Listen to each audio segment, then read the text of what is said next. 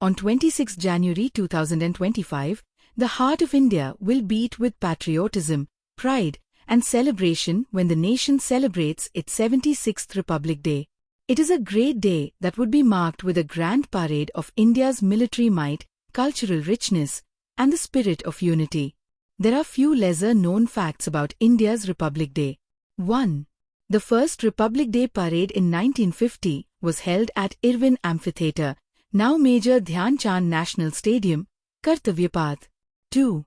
Dr. Rajendra Prasad, India's first president, received the first ceremonial salute at the Republic Day parade in 1950.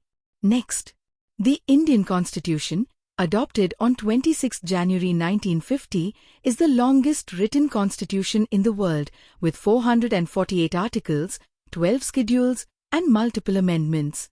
4.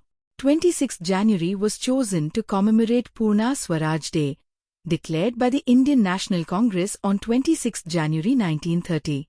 Next, Indonesia President Prabowo Subianto will be the chief guest at the 76th Republic Day celebration.